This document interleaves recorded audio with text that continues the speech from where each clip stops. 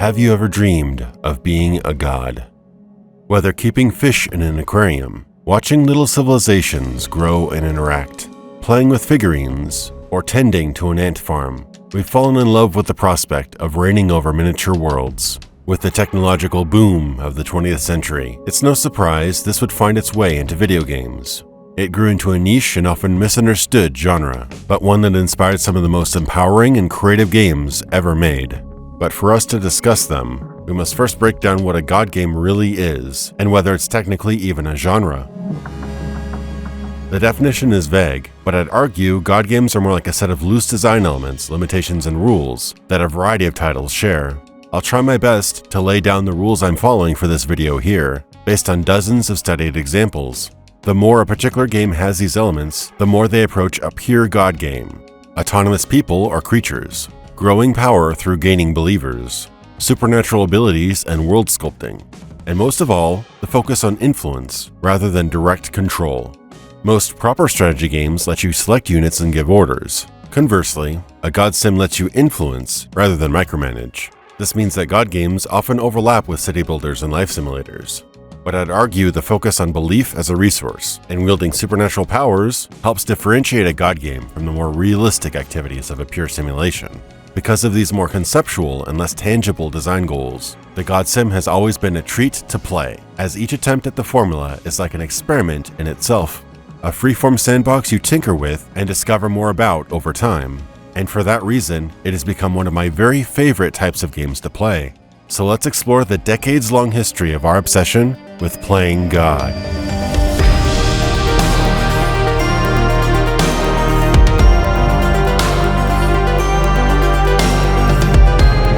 In the earliest days of electronic entertainment, if a game wasn't mindless action and reaction, it was a foreign idea. Arcade games and basic platformers dominated the 1970s and early 80s. Graphics and controls needed to mature enough for deliberate strategy titles to even exist. After home consoles became more than simple Pong machines, the first strategy game with real-time elements was born. The 1981 Intellivision title, Utopia, pitted two players against each other, each trying to bring their own island to prosperity, sometimes at the expense of the other island. It's a hybrid of turn-based commands, like constructing buildings, farms, and boats, or ordering rebels to sabotage the enemy, but real-time elements like changing weather, boats harvesting seafood, migrating fish, and moving storms kept things dynamic. This was a seed that sprouted the roots of city builders, 4X strategy, real-time strategy, and god games. Will Wright's 1989 smash hit, SimCity, popularized the city builder. Here, you don't control your citizens directly, instead you influence them via taxes, construction, and city planning. Other developers imitated this style, creating a rich library of city builders set in Rome, Egypt, heaven itself, or just about any setting you can think of. These share similarities to god games like having an autonomous population, but mundanely building and managing excludes them from being true god games.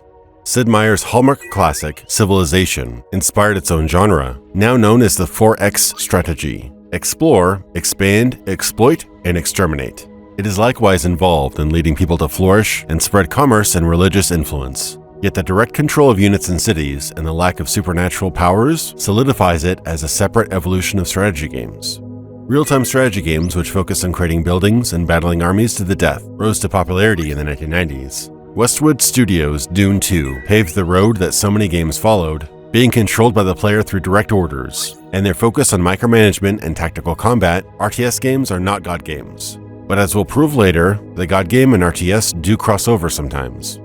To describe the history of the god game, you have to start with a story of one ambitious man and his love for video games.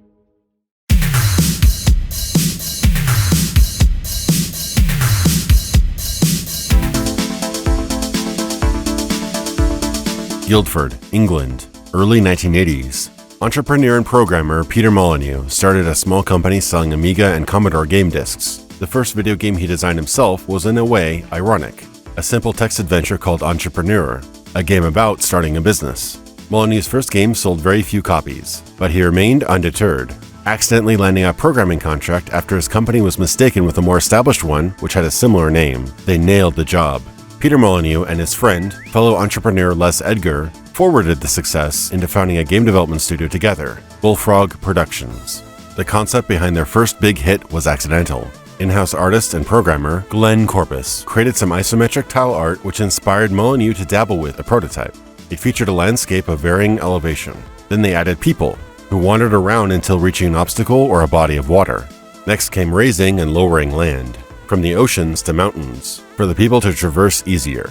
It was a neat little distraction, until the idea sparked that these denizens should create buildings and homes on suitable terrain, and so formed what would become the core element of God games: influence over creatures or people, rather than direct control.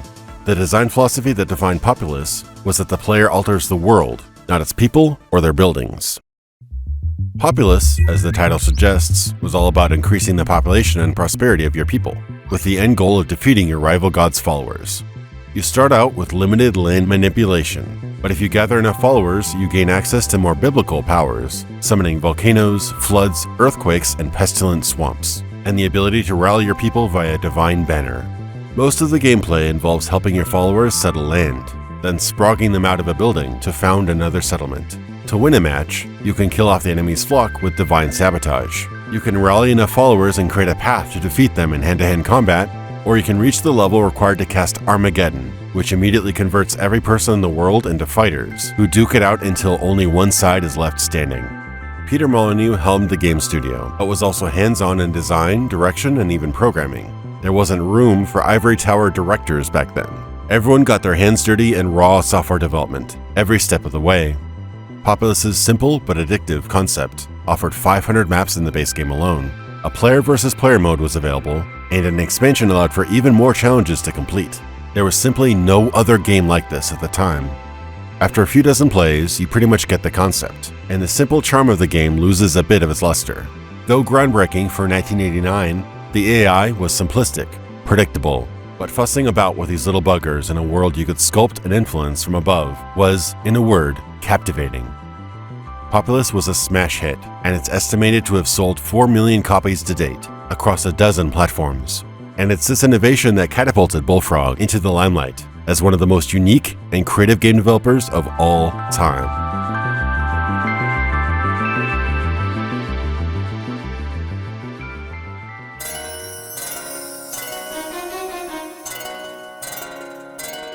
After the success of Populous, other developers tried their hand at the God game. Conflating God simulators and games about evolution may seem antithetical, but they are in fact close relatives. How better would you help your tribe or species than influencing changes in their DNA?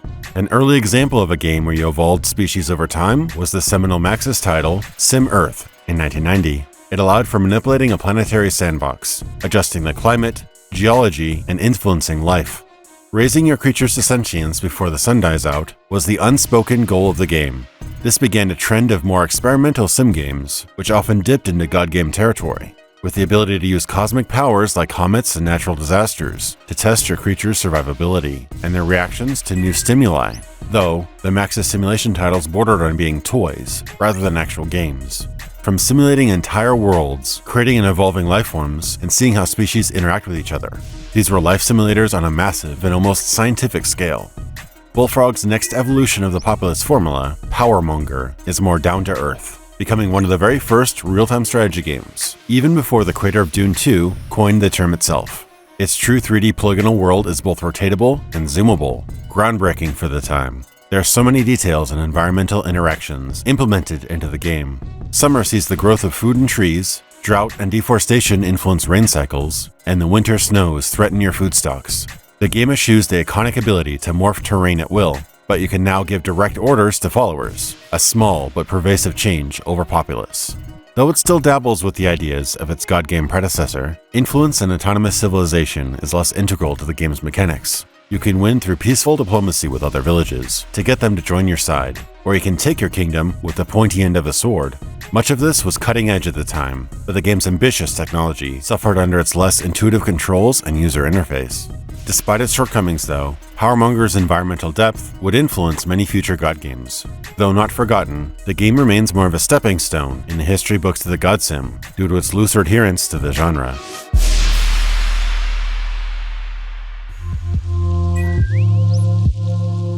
In 1991, the Japanese developer Quintet released a surprise addition to the genre. Part action platformer a la Castlevania, part God game, the Super Nintendo title ActRaiser. In ActRaiser, you switch back and forth between God mode and Avatar mode. God mode sees you flying over your world as a cherub, shooting at monsters who rampage and massacre your followers, and guiding your flock to seal off the gates which spawn these cursed beasts. You can also use miracles like lightning, rain, and sunshine to aid followers in times of need, put out fires, accelerate crop growth, lead your followers to new lands, or listen to and answer prayers via quests. Between each God sequence, you incarnate as a walking hero, sword in hand. Platformer sequences are simplistic jump and attack fare, with the occasional magic power-up. Enemies and bosses have predictable AI, and there are some cheap player deaths, but it's fun to alternate between these minigames nonetheless. Separately, the God and platformer modes don't quite measure up to dedicated games of their ilk, but together, they somehow exceed the sum of their parts, and mesh into a unique experience you can't find anywhere else. Its 1993 sequel had more improved visuals and added more advanced movement and level design into its action sequences, but sheds any semblance of God game elements. It's a shame, taking a unique spin on the genre and turning it into a forgettable action title, likely as an attempt to make the game more marketable. After its massive success with Populous, Bullfrog attempted to strike gold again with more experimental games, meanwhile working on its anticipated sequel. In 1991, Populous 2: Trials of the Olympian Gods launched to a positive reception, despite making less of an impact than its predecessor did. Sporting a Greek mythology theme this time around, it retains its core gameplay loop, but simply adds more of everything. The sequel introduces an RPG-like progression system, granting experience after each mission, which you'll use to unlock a much broader arsenal of godly abilities. New and exciting powers include Pillars of Fire, Lightning Storms, Whirlwinds, and Tidal Waves, among others.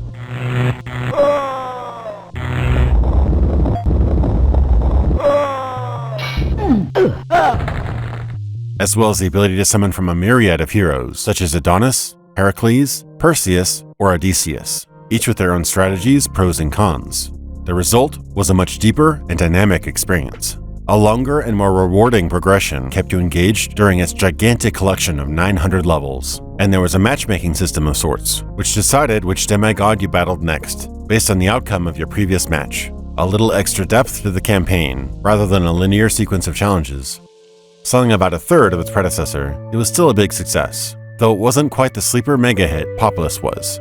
In early magazine articles and screenshots, Peter Molyneux boasted wild claims and drummed up massive hype leading up to its release, talking about numerous modes, orchestral music, and huge sprawling cities with interconnected walls and roads, expanding on the original's individualized buildings.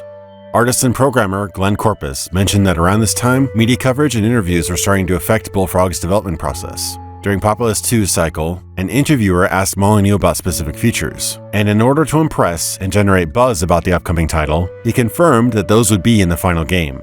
And only later would he talk to his designers and programmers about actually planning or implementing these ideas. On one hand, it's a beautiful example of open game development, which embraces feedback and ideas with open arms. On the other, the prospect of publicly promising gameplay mechanics before they're actually researched or planned is a dangerous one, and it's a habit Molyneux would become notorious for in later years. Populous 2 wasn't the revolutionary experience promised in pre-release coverage, but with many more fun and deadly powers to use in this battleground of the gods, it's a much more replayable and enjoyable game.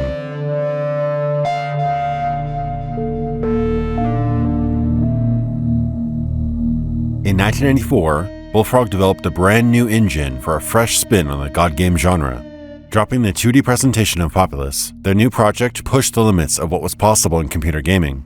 The first time you boot up Magic Carpet, you'll immediately soak in its thick atmosphere. Howling winds soar around you, with a mysterious desert world below. Encounters with magic and fantastic creatures punctuate your travels, evoking the charm and style of Arabian Nights. You control a wizard atop the titular Flying Rug, where you must bolster your power to face off against monsters, armies, and even other wizards. Claiming settlements and monaspheres allows for greater spells, as well as summoning and upgrading your very own castle, which doubles as a respawn point and mana storage. You learn a myriad of spells ranging from fireballs, lightning, teleportation, land deformation, to even summoning volcanoes.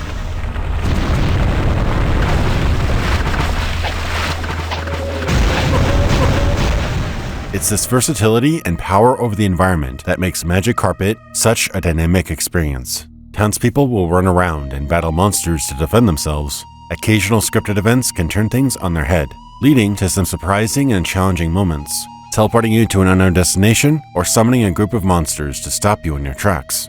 Magic Carpet was less of a hands-on project for Molyneux, who did not work on the programming or design side of things this time around. The game's revolutionary technology was what made it stand out from the pack, a programmer's game like Populous before it. Glenn Corpus, one of the technical pillars of Bullfrog since Populous, built the powerful engine at the game's foundation, which is a marvel of its time. Corpus was so influential to early God games, you can see his initials he snuck into the user interface of Populous. The game was way ahead of its competition in graphics tech, which may have hindered its adoption rate. It featured 3D vision options, VR headset support, an optional SVGA resolution, real-time water reflections, completely deformable 3D terrain, and even anti-aliasing. Unheard of in a 1994 game. Mismarketing Magic Carpet as only a first-person shooter seemed to sell it short, competing against the ever-popular Doom 2 that same year, and so the cult classic undersold. Perhaps it was the game's obtuse objectives, whimsical and dizzying combat and spectacle, the loose control scheme, or its complexity that turned people away. It nevertheless remains one of the most original and atmospheric games of the 1990s, and would influence future titles for years. Magic Carpet 2 wasn't as revolutionary. In fact, it retains all the features of the original, but just adds more spells, more levels, and more interesting scenario design. Bullfrog added some nice environmental variety though. Stark nighttime levels and underground worlds, which have impassable walls you can't soar over. This was a clever technical trick, where they mirrored the terrain map to create a cavernous floor and ceiling. The game shows off more nuanced level design, with frequent scripted events to keep the players on their toes. They also added excellent voiceover by Hugo Myatt, famous for playing the Dungeon Master Tregard in the 1980s TV show Nightmare. This storybook-like narration helps guide players through each level and makes the game's story more engaging. Build the strongest castle you can and fill it with mana. The city of Jarl is safe for now. Come, there is much more to do. Like Populous' sequel before it, Magic Carpet 2 adds a layer of progression to the game, with the player gaining experience from using magic, which unlocks 3 tiers of each spell. So what starts out as a single fireball ends up as rapid-fire attacks. Lightning bolts become lightning storms, and you can even upgrade your castle with magic turrets to better defend your mana trove. Magic Carpet 2 didn't release on consoles like its predecessor did. Despite its cult status with a dedicated but niche fanbase, continued lack of mainstream interest eventually led to the promising franchise's demise. During the development of Magic Carpet and other Bullfrog games, Peter Molyneux was in talks about an acquisition. After courting other big publishers who had expressed interest, Bullfrog and Electronic Arts inked a merger in 1995, which propelled Molyneux and co-founder Les Edgar to vice presidents at EA, while simultaneously managing their own studio from above. Bullfrog Productions was still small around that time, but with this acquisition, EA put the studio to work and demanded a steady assembly line of hits, like a mechanized factory. At one point, 7 whole games were being developed at the same time. Bullfrog even slapped together an entire racing game in just 7 short weeks to appease their new owners, in between tirelessly working on the next AAA release behind the scenes. While change was amok in Guildford, fellow Brits in Cambridge released Creatures in 1996. The game made a big splash in the world of life simulators, featuring a complex artificial intelligence system in the form of Norns, cute little aliens who are naive, trusting, and fun-loving to a fault. Playing the game and trying to make your Norns smarter, more mature, and more sentient over generations was the crux of the game and its sequels, even teaching them language and deeper thought patterns through association and repetition. Though more of a life sim than a god game, it still featured a host of ways to influence and evolve the little critters into a more successful species, acting more as a spark of enlightenment rather than a Zeus-like god with heavenly powers at your fingertips.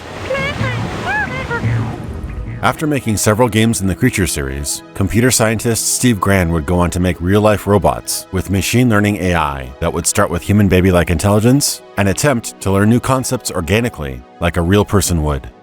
This was during a trend where life and pet simulation games were all the rage during the mid-1990s. More games would explore the idea of evolution, and more complex and interactive takes on the Sim Life and Sim Earth formula would follow suit. These tended to be more traditional simulations, as they didn't include supernatural influence or abilities, thus losing the God Game classification.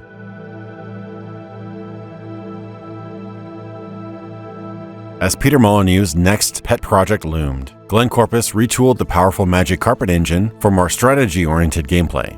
They shifted to a bird's-eye view and moved from the open outdoors to the claustrophobic underground. The game retained the developers' quirky look and sense of humor, and their iconic feature, terrain manipulation.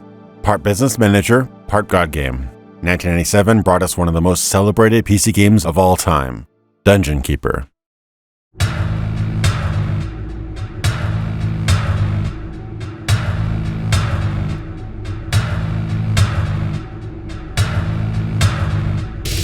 This time around, Bullfrog puts you in the role of a dark overlord. Not a god per se, but its inspirations are obvious.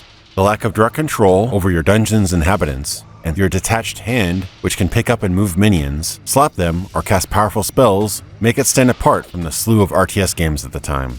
The game replaces the elevation of terrain in Populous and Magic Carpet with marking the earth for excavation. Your loyal imps will dig out the plans set before them. They also claim land in your name, and reinforce the walls of your dungeon to keep out unwanted guests. After a fight, they will do your dirty work for you, snagging loose coin, dragging corpses to your graveyard, or captives to your prison. The beauty of Dungeon Keeper is that you must keep your own house in order before fighting your enemies. The game starts out simple, with the basic goal of making a habitable dungeon with food, shelter, and money to satiate your minions. You must claim a portal, which in turn summons creatures, depending on their individual needs. A library attracts the knowledge-hungry warlocks. A large hatchery entices bile demons, and gold-filled coffers lure dragons to your lair. The whimsical discovery of finding new monsters to house is one of Keeper's most enjoyable aspects. Starve heroes in a prison to reanimate them as skeletons, or bury the slain in a graveyard and watch powerful vampires arise from the dead. The creatures are fighting amongst themselves. Not all of your minions get along with each other, so breaking up fights and keeping them orderly, fed, housed, and paid is all part of the joy of being a Lord of Evil. On top of designing your dungeon, you must face off against goodly heroes that venture to the depths, hungry for glory and riches, and you'll eventually face an even greater foe later on, other Keepers. The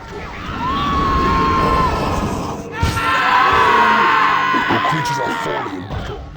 You can wield powerful spells to influence those inside or sometimes outside your dungeon, cause a cave-in to stop some pesky heroes in their tracks, reveal a faraway location before digging to it, summon more imps, speed creatures up, zap them with bolts of lightning, and more.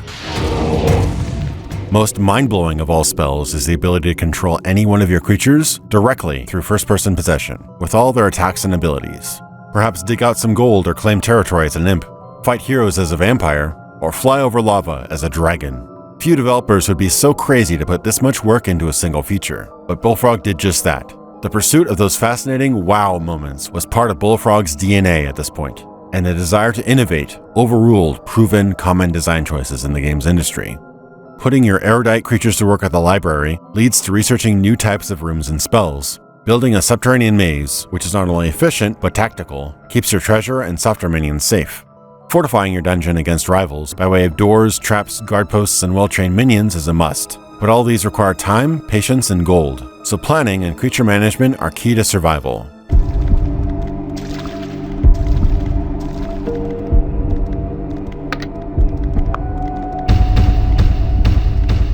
Bullfrog rehired their favorite composer, Russell Shaw, and his eerie sound design, coupled with the game's stirring visual spectacle of exploring massive caves and hallways, are an unforgettable experience. The delight of slaying those pesky knights, archers, and do-gooders who dare disturb your subterranean kingdom results in a game for the ages. Each creature type was designed with their own personality, requirements, quirks, likes, and dislikes. Some creatures, like dragons, are greedy and leave your dungeon quickly if unpaid, or might steal money if unhappy. Beetles would try to fight and eat flies. The game often becomes a balancing act of getting prima donna creatures to play nice with others, and trying not to drain all your resources in the process. With a full multiplayer mode and an expansion pack with plenty of skirmish maps, Dungeon Keeper was an addictive, atmospheric god game, with enough strategy and business management thrown in to make it grounded and competitive. Dungeon Keeper's influence is so far-reaching, its engine and block-based digging mechanics directly inspired the creation of one of the most successful and imitated games ever made, Minecraft. Selling nearly 1 million copies by the end of the decade, it still fell short of Populous and Theme Park's numbers. Frustrated by the corporate constriction of his new position at EA, Molyneux turned in his resignation mid-Dungeon Keeper, though he personally saw the game through to its completion. EA reacted to this departure by hiring more managers at Bullfrog. causing the small but brilliant developer to begin to buckle under this added pressure to churn out more surefire hits, fast. Employees compared the long-term effects of the acquisition to becoming a lifeless factory, or being taken over by the Borg from Star Trek.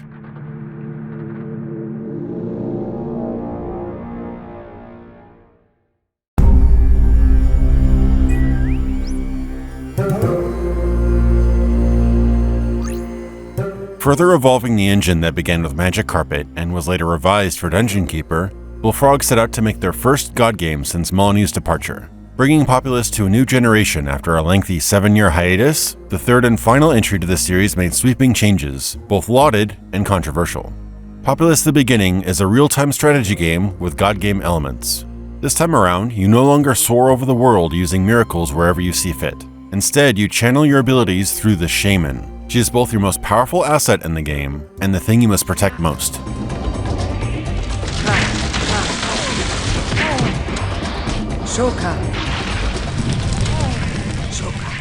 You can now select units and order them around directly. And though some units hint at autonomy, you'll need to micromanage here, even down to manually placing buildings, a first for the series. The freeform terrain deformation from Magic Carpet is on full display here, but it is deeper and even smoother than ever before. A fully manipulable grid of water, sand, grass, dirt, rock, and snow let you craft the earth from the ground up, just like in the original Populous. Though due to the 3D presentation and your more limited power, the environment feels a lot more fleshed out and has more of a permanence to it. Villagers will stomp and flatten land before building a structure. Tactical terrain crafting can create natural walls and bottlenecks for enemies, and higher elevation grants you a longer reach for throwing projectiles and casting spells. You can create land bridges, summon volcanoes, and watch magma roll down and engulf anything in its path. Suck up villages bit by bit with powerful tornadoes. Set fire to buildings and trees, igniting those around it. Conjure a swarm of locusts to chase away invaders. Convert godless wildmen to your cause. Toss enemy units into the drink with a fun and responsive physics system. Summon angels of death to wreak havoc from the skies and rain fire and fury upon your enemies. It was an all-out war over land, sea, and air, with flexible vehicles and buildings such as watchtowers, which increase attack and spell range, and boats and air balloons to aid in traversing the world. The map is a seamless globe you can zoom all the way out and look at from the stars. This allowed for interesting and unpredictable strategies, where you could attack from the opposite side of the world instead of only head-on.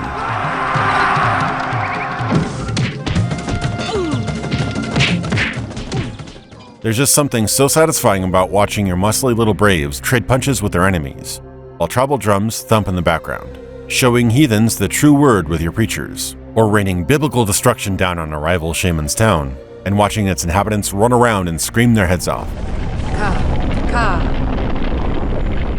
Populous 3 brought some newcomers to the series, due to its more mainstream appeal, but divided old-school Populous fans.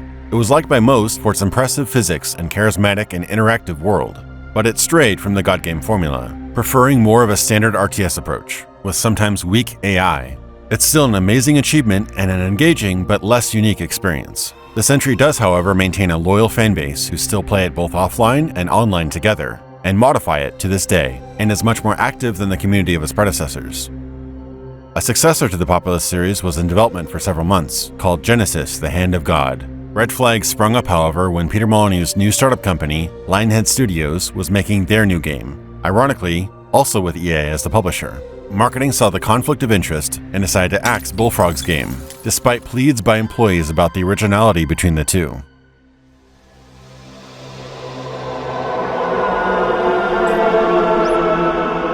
The inevitable sequel, Dungeon Keeper 2, added many new features and mechanics to the series, and moved to fully 3D models for characters. Every wall, building, and object are deliberately bent and malformed, making it unique-looking, twisted, and timeless.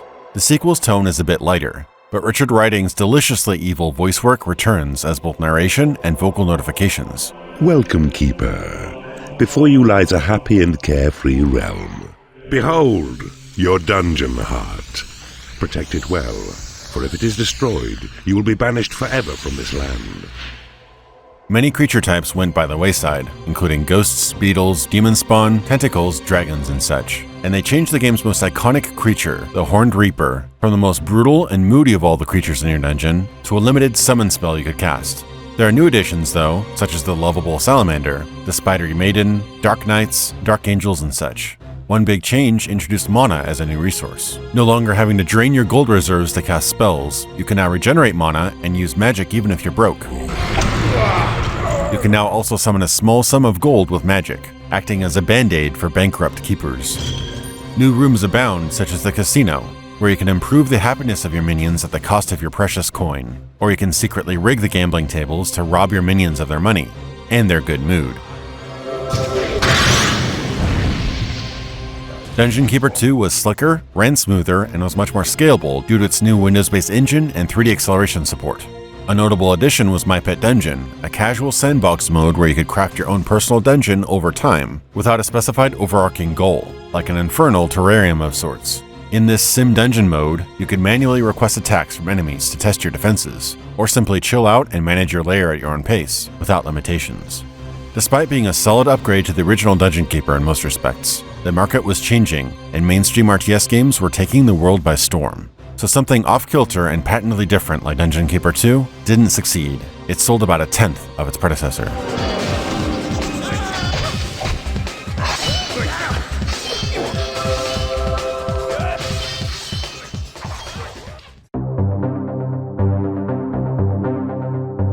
Co-founder Les Edgar left Bullfrog shortly before Dungeon Keeper 2's release. And while helping fund fellow Bullfrog veteran Glenn Corpus's new development company, Lost Toys, Edgar left the gaming industry entirely, while later resurfacing in the automotive industry. He's now a luminary in the field of British sports cars. Dungeon Keeper 2's critical and consumer praise, despite disappointing sales, led to developing a sequel, though they planned for major mechanical changes. A trailer on the game disc teased the idea that the fans' next frontier was to take on lands outside the dungeons and fight heroes on their own turf. War for the Overworld was a spiritual successor in development for months by a small team at Bullfrog. It was an attempt at retaining the originality of Dungeon Keeper, but attracting a more mainstream audience. This new game was to have more real-time strategy elements, and shifted from excavating the underworld to building castles and fighting heroes in the overworld. A small development team planned supply line mechanics, a more direct control method, and multiple playable races with asymmetric abilities, likely inspired by the proven design of the mega-hit StarCraft.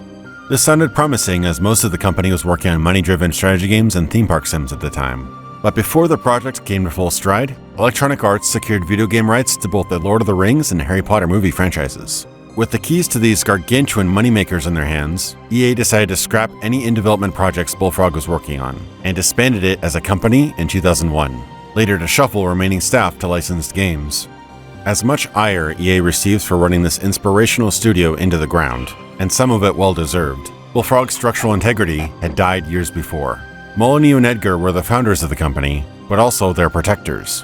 Without that shield between publisher interference and their development teams, they didn't stand a chance against the ever-expanding and competitive gaming industry, and EA's increasingly aggressive handling of their subsidiaries.